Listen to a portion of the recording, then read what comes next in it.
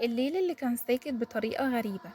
الشارع كان فاضي والأنوار القليلة اللي شغالة بتترعش كأنها تتفي. في الدور التاني بيت صلاح ومراته منى وولادهم التلاتة. منى قاعدة بتوضب السفرة وصلاح بيشرب شاي قدام التلفزيون، والولاد في أوضتهم. البنت الصغيرة ليلى واقفة قدام الشباك وبتلعب. وقفت مكانها فجأة، ولما منى سألتها مالك يا ليلى، ردت بصوت واطي وقالت في طير بيبص عليا. منى بصت، لقيت غراب اسود واقف على السور قدام الشباك بالظبط. جناحه تقيل وريشه مبلول كأنه جاي من مطر مش موجود. ما بيصرخش وما بيطيرش، بس واقف وعينه مثبتة على الشباك. تاني يوم حصل حاجة غريبة جدا. المطبخ كان مقلوب، الأطباق مكسورة على الأرض، والحوض مليان مية حمرا كأنه دم. منى اتصدمت، ايه اللي حصل ده؟ صلاح افتكر يمكن قطة دخلت من الشباك، لكن كل حاجة كانت مقفولة. في الليل الغراب رجع مرة تانية، بس المرة دي في البلكونة. صلاح حاول يطرده، لكن الطير ما بيتحركش من مكانه، بالعكس بيبص لصلاح نظرة قوية جدا. الأيام اللي بعد كده كل ليلة بيظهر الغراب في مكان مختلف، مرة على الشجرة اللي قصاد الأوضة، ومرة على باب المطبخ، ومرة واقف على السور السلم جوه العمارة. وفي كل ليلة بيظهر فيها بيحصل حاجة وحشة. ابنهم الكبير كريم وقع من على السلم وكسر دراعه. ليلى تصرخ وهي بتقول هو جوه الأوضة. منى تحلم بكابوس إن في جناحين بيخنقوها، وتصحى وهي مش قادرة تتنفس. بعد أسبوع البيت كله بقى ريحته غريبة، ريحة تراب مبلول بالدم، بتفضل حتى ما بعد منى ما بتنضف. صلاح بدأ يتوتر، في حاجة غلط، أنا هتخلص من الطير ده النهاردة.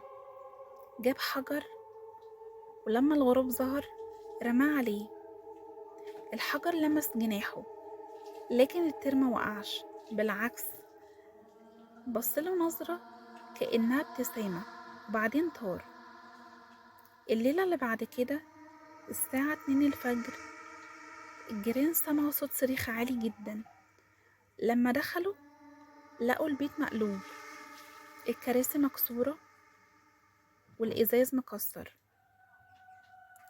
منى وكريم مصابين بجروح، وليلى مختفية، بس قبل ما يلاقوها لقوها تحت السرير مرعوبة.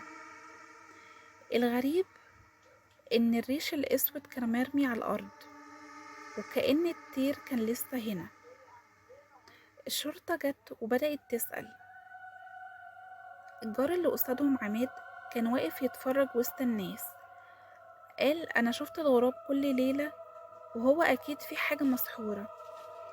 لكن لما المحققين شافوا إن في كاميرات أمان على البيت طلبوا يشوفوا التسجيلات. التسجيلات أظهرت حاجة محدش يتوقعها. الغراب فعلا كان بيقف على الشباك، لكن بعد ما بيطير في شخص بيدخل من الباب الخلفي للبيت، يفتحه بمفتاح. الشخص ده كان اسمه عماد.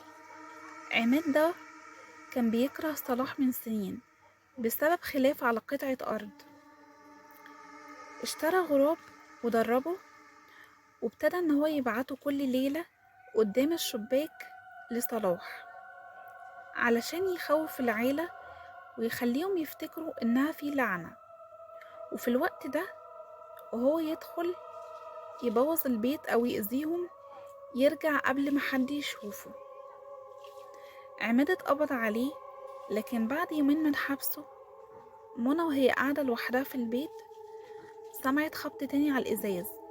لما رفعت الستارة لقيت غراب اسود واقف.